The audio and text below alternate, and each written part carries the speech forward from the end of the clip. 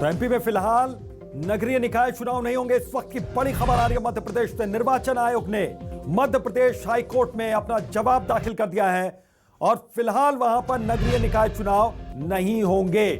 मध्य प्रदेश से एक बड़ी अपडेट यहां पर नगरीय निकाय चुनाव को लेकर निर्वाचन आयोग ने मध्य प्रदेश हाईकोर्ट में अपना जवाब दाखिल कर दिया है कि वहां पर नगरीय निकाय चुनाव नहीं होंगे। तीसरी लहर की स्थिति साफ होने के बाद ही ये चुनाव होंगे।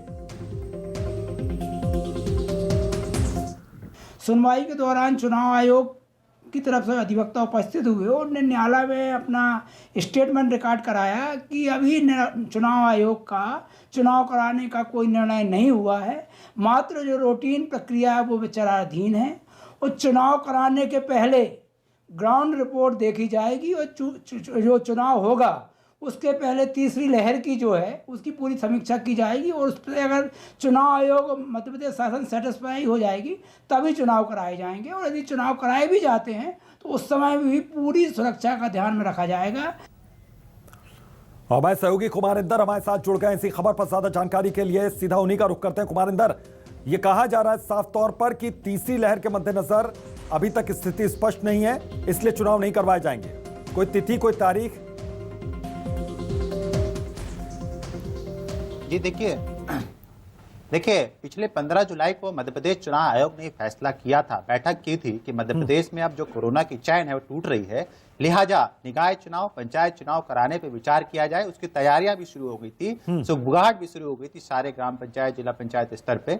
लेकिन उसी बीच एक याचिका दायर की गई थी हाईकोर्ट में, जिसमें ये सवाल उठाया गया था कि पूरे मध्य प्रदेश में, पूरे देश में जो संभावित लहर बताई जा रही है, तीसरी लहर, जो सबसे खतरनाक लहर तीसरी होगी, उसी को लेकर याचिका दायर की गई थी। ग्राउंड बनाया गया था कि जब तक तीसरी लहर इस मध्य प्रदेश या पूरे देश से खत्म नहीं हो जाती, ऐसे हालात में कोई भी चुनाव, चाहे बाई इलेक्शन हो, चाहे निकाय चुनाव हो, पंचायत चुनाव हो, जनपद चुनाव हो, सारे चुनाव को रद्द किया जाए।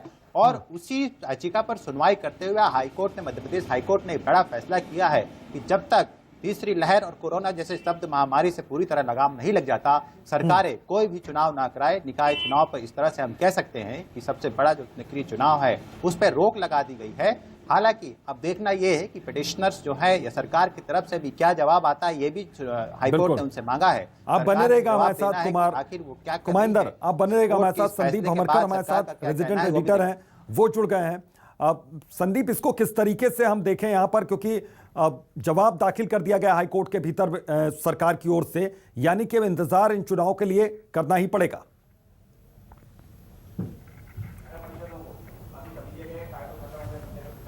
डेढ़ साल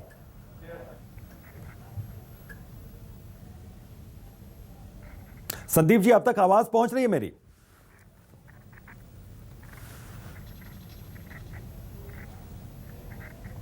हितोष, पिछले तकरीबन 1.5 साल में ऐसे आधा दर्जन से ज्यादा मौके आ चुके हैं जब ऐसा लग रहा था कि नगरीय निकाय चुनाव को लेकर सारी तैयारियां पूरी हो चुकी हैं और अब केवल तारीखों का ऐलान होना बाकी है। लेकिन ये एक बार फिर से वो मौका आया जब सारी तैयारियां शुरू हो चुकी थी, लोगों ने अपने जनसंपर्क के कार्यक्रम बनाने शुरू कर दिए थे और इसके बाद में अब अचानक से हाईकोर्ट में जो सरकार ने जवाब दिया है उसके बाद ये पता लग रहा है कि नगरीय निकाय चुनाव एक बार फिर से टल रहे हैं। तो इसमें इसकी वजह को अगर खोजें तो ये नज़र आता है कि नगरीय निकाय चुनाव को सत्ता का सेमीफाइनल कहा जाता है।